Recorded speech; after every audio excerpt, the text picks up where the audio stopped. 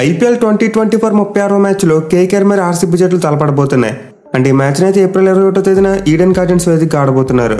So మనమైతే ఈ వీడియోలో ఇరు జట్ల ప్లేయర్స్ మధ్య ఉండబోయే టాప్ ఇంట్రెస్టింగ్ బ్యాటిల్స్ గురించి క్లియర్గా తెలుసుకుందాం.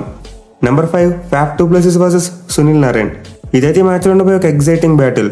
మెయిన్లీ ఫ్యాఫ్ చూసుకుంటే తన లాస్ట్ మ్యాచ్లో ఎస్ఆర్హెచ్ టీం మీద చాలా మంచి హాఫ్ సెంచరీ కొట్టాడు. అలాగంత ముందు చూసుకున్న ముంబై టీం మీద కూడా ఒక హాఫ్ సెంచరీ కొట్టాడు. అయితే కేకేఆర్ టీంకు పవర్ ప్లేలో అప్పుడప్పుడు సునీల్ నారాయణ్ బౌలింగ్ చేస్తూ ఉంటాడు. మెయిన్లీ అతనికి ఫ్యాఫ్ డు ప్లెసిస్ మరియు విరాట్ కోహ్లీ ఇద్దరి మీద కూడా చాలా మంచి రికార్డు ఉంది. సో ఈ మ్యాచ్లో కూడా ఇద్దరికి అగెనిస్ట్ గా సునీల్ నారాయణ్ యూజ్ చేయవచ్చు. మెయిన్లీ ఫ్యాఫ్ మ్యాచ్ చూసుకుంటే అతనికి అద్భుతమైన రికార్డు ఉంది. 15 ఇన్నింగ్స్లో 70 బంతులు వేసి కేవలం 54 పరుగులు మాత్రం ఇచ్చాడు. అండ్ ఆల్సో డు ప్లెసిస్ ను 2 టైమ్స్ అవుట్ చేశాడు.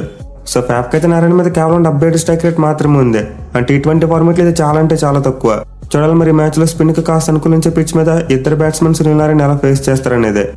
నెంబర్ 4 ఫిల్ సాల్ట్ వర్సెస్ రీస్ టాప్లే. ఇదైతే పవర్ ప్లేలో ఉండిపోయి ఒక interesting battle. Mainly present Phil Salt ఈ సీజన్ లో చాలా మంచి ఫామ్ లో ఉన్నాడు. ఆల్రెడీ ఈడెన్ గార్డెన్స్ గ్రౌండ్ లో 2 50లు కొట్టాడు. ఈవెన్ ప్రీవియస్ ఆర్సీబీతో జరిగిన మ్యాచ్ లో కూడా 30 రన్స్ కొట్టాడు. సో ఫిల్ సాల్ట్ లాంటి ఒక ఇన్ఫార్మ్ ప్లేయర్ ఆర్సీబీ టీం ఎంత త్వరగా అవుట్ చేస్తే అంత మంచిది. అండ్ ఈ చేయడానికి వాళ్ళ దగ్గర ఉన్న బెస్ట్ వెపన్ రీస్ టాప్లే. ఎందుకంటే అతను ఒక left arm fast bowler. And salt match చూసుకున్న అద్భుతమైన రికార్డు ఉంది. సో ఇప్పటివరకు వీళ్ళిద్దరూ T20 ఫార్మేట్ లో మొత్తం 5 ఇన్నింగ్స్ లో తలపడితే 16 బాల్స్ ఆడిన సాల్ట్ 17 పరుగులు మాత్రమే చేశాడు. మోస్ట్ ఇంపార్టెంట్లీ టాప్ లే బౌలింగ్ లో 3 టైమ్స్ అవుట్ అయిపోయాడు. సో యావరేజ్ పరంగా చూసుకున్న స్ట్రైక్ రేట్ పరంగా చూసుకున్న సాల్ట్ కి అయితే టాప్ లే మీద అస్సలు మంచి రికార్డు లేదు. చూడాలి మరి ఈ మ్యాచ్ అయినా సాల్ట్ టాప్ లే బౌలింగ్ ను కౌంటర్ చేస్తాడా లేదా అనేది. Number 3 Dinesh Karthik versus Andre Russell. ఇదైతే డెత్ ఓవర్స్ లో ఉండబోయే ఒక exciting battle. Mainly present Dinesh Karthik మామూలు ఫామ్ లో లేడు. ఆల్మోస్ట్ ప్రతి మ్యాచ్ లో కూడా 200 స్ట్రైక్ రేట్ తో బ్యాటింగ్ చేస్తున్నాడు.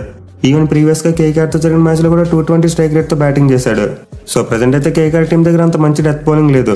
స్టార్క్ చూసుకుని హర్షిత్ రాణా చూసుకుని ఎక్కువ రన్స్ ఇస్తున్నారు. అలాగే రస్సెల్ కూడా డెత్ ఓవర్స్ లో బౌలింగ్ చేస్తున్నప్పటికీ అతను కూడా రన్స్ లీక్ చేస్తున్నాడు. పైగా దినేష్ కార్తిక్ వల్ల 3 బౌలింగ్లు ఇప్పటివరకు ఒక్కసారి కూడా అవుట్ కాలేదు.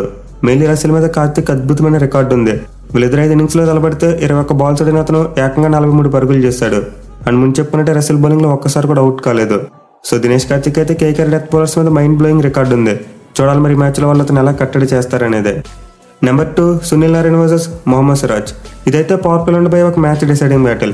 మెయిన్లీ సునీల్ నారాయణ్ చూసుకుంటే ప్రెసెంట్ మామూలు ఫామ్ లో లేడు. లాస్ట్ మ్యాచ్ లోనే సెంచరీ కూడా కొట్టాడు. అలాగే ప్రీవియస్ ఆర్సీబీతో జరిగిన మ్యాచ్ లో కూడా man of the match award అందుకున్నాడు. సో నారాయణ్కి ఆర్సీబీ టీం అంటే ఇప్పుడు కూడా ఇష్టమే. బ్యాట్ తోని రాణిస్తాడు, అలాగే బాల్ తోని కూడా బాగా రాణిస్తాడు. బట్ ఇను ఆర్సీబీ మెయిన్ బౌలర్ అయిన మొహమ్మద్ సిరాజ్కి నారాయణ్ మీద చాలా మంచి రికార్డు ఉంది.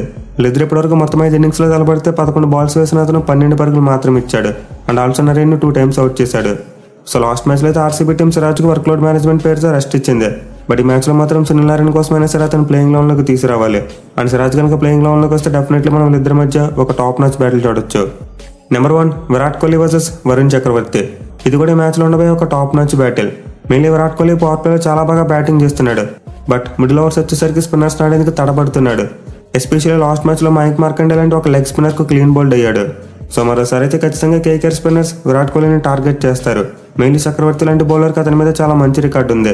వీళ్ళిద్దరు ఇప్పటివరకు 7 ఇన్నింగ్స్ లో తలపడితే 39 బాల్స్ వేసిన అతను 40 పరుగులు మాత్రం ఇచ్చాడు. అండ్ ఆల్సో కోహ్లీని ఒకసారి అవుట్ కూడా చేశాడు. సో ప్రజెంట్ మంచి ఫామ్ లో ఉన్న విరాట్కి అయితే చక్రవర్తి మీద అంత మంచి స్ట్రైక్ రేట్ లేదు. కేవలం 1 or 2 మాత్రమే ఉంది.